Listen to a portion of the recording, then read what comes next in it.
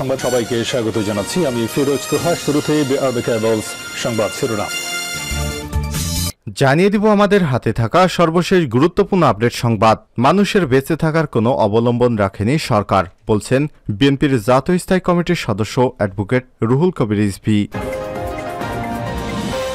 এরপর জানিয়ে দিব স্ত্রীর চিকিৎসার কথা বলে সিঙ্গাপুরে গেছেন বেনজির আহমেদ। পুলিশের সাবেক আইজিপি পদ থেকে অবসরপ্রাপ্ত কর্মকর্তার বিরুদ্ধে দুর্নীতির অভিযোগে দেশজুড়ে আলোচনায় এখন বেনজির আহমেদ। দায়িত্ব পালনের সময় অবৈধ সম্পদের পাহাড় গড়েছেন তিনি। এবার দুদক থেকে তাকে সম্পদের হিসাব দিতে ডেকেছিল, কিন্তু এরই ভিতর তার স্ত্রীর চিকিৎসার কথা বলে সপরিবার সহ ৪ মে রাতে সিঙ্গাপুর এয়ারলাইন্সের একটি ফ্লাইটে করে তিনি দেশত্যাগ করেছেন বলে পুলিশের একটি সূত্র নিশ্চিত করেছে। জানিয়ে দিব বেনজিরের বিদেশে যাওয়ার বিষয়ে সরকার অবগত নয়, বলছেন কাদের। পুলিশের সাবেক মহাপরিদর্শক আইজিপি বেনজির আহমেদ বিদেশে যাওয়ার বিষয়ে সরকার জানে না বলে জানিয়েছেন সড়ক পরিবহন ও সেতুমন্ত্রী ওবায়দুল কাদের। এদিকে এমপি আনার হত্যা নিয়ে ৩ আসামির এবার ৫ দিনের রিমান্ডে। জানিয়ে দিব সিলেটে ৫,৩৩,০০০ মানুষ পানিবন্দী। সিলেটে ভারত থেকে নেমে আসা উজানের ঢল এবং টানা বৃষ্টিতে ভয়াবহ বন্যায় রূপ ধারণ করেছে জৈন্তাপুর, গোয়াইনহাট এবং কানাইঘাট, কোম্পানিগঞ্জ, বিয়ানীবাজার, কালীগঞ্জ এবং গোপালগঞ্জে পানিবন্দী হয়ে আছে প্রায় ৫,৩৩,২০২ জন মানুষ। এবং সর্বশেষ জানিয়ে দিব ইসরায়েলি সেনা সমাবেশ লক্ষ্য করে হামলা। ইসরায়েলের সেনা সমাবেশকে লক্ষ্য করে হামলা চালিয়েছে লেবাননের সশস্ত্র গোষ্ঠী হিজবুল্লাহ। বৃহস্পতিবার ৩০ মে ইরানের রাষ্ট্রীয় বার্তা সংস্থা ইরানের এক প্রতিবেদনে এইসব তথ্য জানানো হয়েছে। প্রতিবেদনে বলা হচ্ছে, লেবাননের সশস্ত্র গোষ্ঠী হিজবুল্লাহ সেনারা ফিলিস্তিনের অধিকৃত অঞ্চলের উত্তরে একটি সেনা সমাবেশে হামলা চালিয়েছে। প্রিয় দর্শক, এতক্ষণ শুনছিলেন সংবাদ শিরোনাম, এবার বিস্তারিত। তবে তার আগে বন্ধুরা, আপনি কোন স্থান থেকে আমাদের সংবাদটি দেখছেন কমেন্ট করে জানিয়ে দিন এই সংবাদ সম্পর্কে আপনার মূল্যবান মতামত। প্রিয় দর্শক, আপনি যদি আমাদের চ্যানেলে নতুন হয়ে থাকেন, ভিডিওটি দেখতে দেখতে চ্যানেলটি সাবস্ক্রাইব করে রাখুন, যাতে করে আমাদের লেটেস্ট আপডেট সংবাদগুলো সবার আগে আপনার কাছে পৌঁছে যায়। এবার বিস্তারিত। মানুষের বেঁচে থাকার কোনো অবলম্বন রাখেনি সরকার, রিজভী। শুক্রবার ৩১ মে দুপুরে ঢাকায় জাতীয় প্রেস ক্লাবের সামনে এক বিক্ষোভ সমাবেশে প্রধান অতিথির বক্তব্যে এসব কথা বলেন তিনি। পানি ও বিদ্যুৎ, গ্যাসের মূল্য অযৌক্তিকভাবে বারবার বৃদ্ধি এবং বগুড়ায় তারেক রহমানের উদ্ধারকৃত মোরাল ভাঙার প্রতিবাদে বিক্ষোভ সমাবেশের আয়োজন করে বাংলাদেশ নাগরিক অধিকার আন্দোলন। রুহুল কবির রিজভী বলেন, জীবনের অপর নাম পানি। যারা এই পানি কেড়ে নেয় তারা তো ইয়াজিদের মতো। ইয়াজিদ যেমন ইমাম বাহিনীর পানি কেড়ে নিয়েছিল, ফোরাত নদী অবরোধ করে ইমাম বাহিনীর অনেক শিশু পানির তৃষ্ণায় কাতরাতে কাতরাতে মারা গিয়েছিল। সরকার তো সেটাই করেছে জনগণের সঙ্গে। ওয়াসার এমডি সমালোচনা করে রুহুল কবির রিজভী বলে, তিনি তো খুব শক্তিশালী, বিদেশ থেকে অফিস পরিচালনা করেন, অনেক দুর্নীতির অভিযোগ থাকার পরও তার চাকরির মেয়াদ বৃদ্ধি করা হয়। এতেই বোঝা যায় সরকার প্রধান কেন এই ধরনের লোকদের নিয়োগ করে। এরা সরকারের পারপাস সার্ভ করে, সরকারের যে অশুভ উদ্দেশ্য সেগুলো তারা পালন করে। এ কারণে তারা পানির দাম বৃদ্ধি করছে। মানুষের বেঁচে থাকার কোনো অবলম্বনই সরকার জীবিত রাখেনি মন্তব্য করে বিএনপির এই নেতা বলেন, পানি, ডিজেল, গ্যাস, অকটেন, পেট্রোলের দাম বৃদ্ধি করেছে সরকার। জনগণ যাতে কষ্ট পায় সেজন্য জ্বালানির দাম বৃদ্ধি করা হলেও জনগণ হচ্ছে সরকারের কাছে পাইলট প্রজেক্ট। তার মানে হচ্ছে জনগণের রক্ত শোষণ করা এই প্রজেক্টটা এমনই করবে সরকার, যাতে সরকার বিশ্বের সব স্বৈরাচারদের কাছে দৃষ্টান্ত হয়। আওয়ামী লীগের সাধারণ সম্পাদক ওবায়দুল কাদেরের বক্তব্যে সমালোচনা করেন রুহুল কবির রিজভী।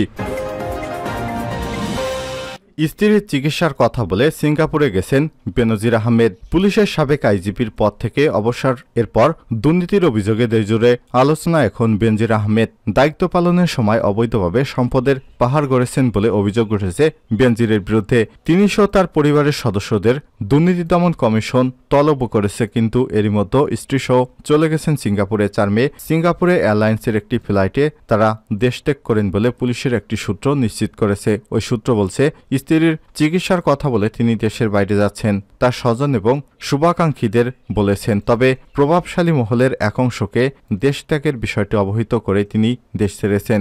নাম প্রকাশ না করে বেনজির আহমেদের ঘনিষ্ঠ এক পুলিশ কর্মকর্তা বলেন, দুদককে তলব করা সহ সবকিছুর বিষয় তিনি আগাম ওয়াকিবহাল ছিলেন। প্রভাবশালী একটি মহল তাকে আগাম সবকিছু বলে দিয়েছিল। তবে তিনি বর্তমানে পরিস্থিতি নিয়ে খুবই বিব্রত। জানা গেছে আগামী 6 জুন বেনজির আহমেদ দুর্নীতি দমন কমিশন দুদক তলব করা হয়েছে, আর 9 জুন তার স্ত্রী ও 3 সন্তানকে ডেকেছে সংস্থাটি। দুদক সূত্র জানায়, অভিযোগ ওঠার পর বেনজির আহমেদ এবং তার স্ত্রী ও 3 মেয়ে এক স্বজনের নামে থাকা 345 বিঘা জমি ক্রোক এবং জব্দের আদেশ দিয়েছে আদালত। একই দিন বেনজির এবং তার স্ত্রী সন্তানদের নামে বিভিন্ন সরকারি এবং বেসরকারি ব্যাংকে থাকা 33টি ব্যাংক হিসাব অ্যাকাউন্ট অবরুদ্ধ করার আদেশ দেওয়া হয়েছে।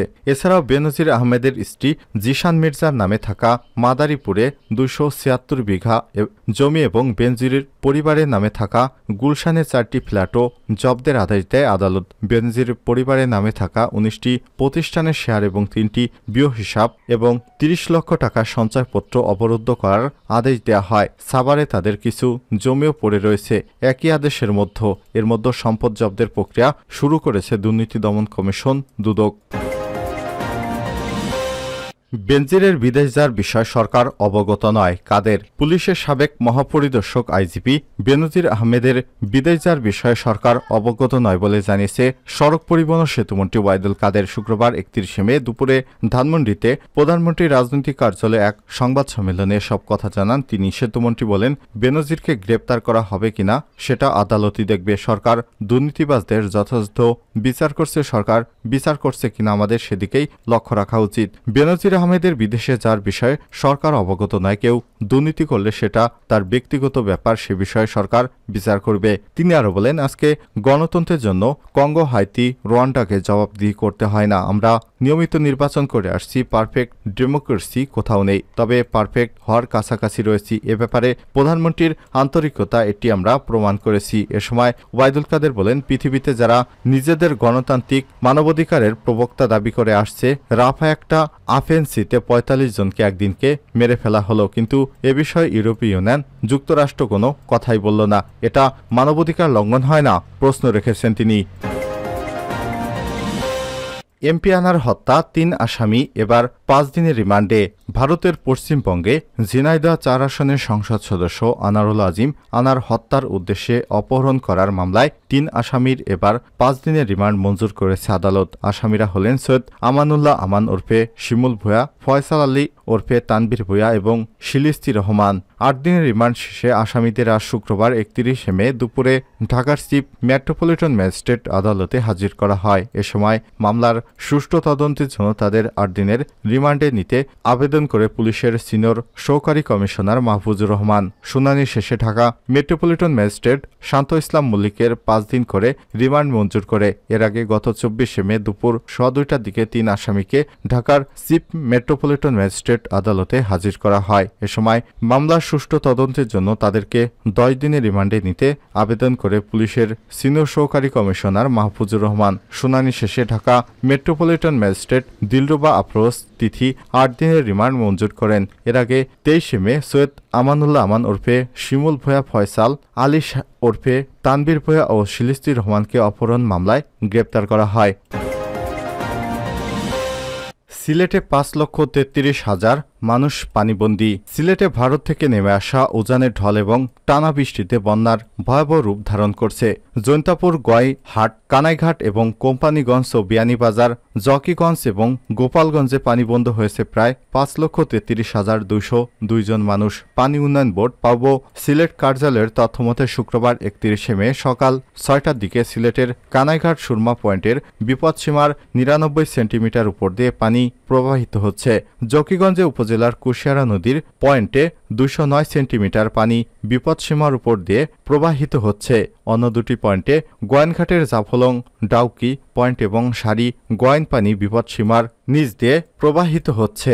এর আগে বৃহস্পতিবার 30 মে সন্ধ্যা 6টায় সুরমা নদীর কানাইঘাট পয়েন্টে বিপদসীমার 138 সেন্টিমিটার উপর দিয়ে পানি প্রবাহিত হচ্ছিল।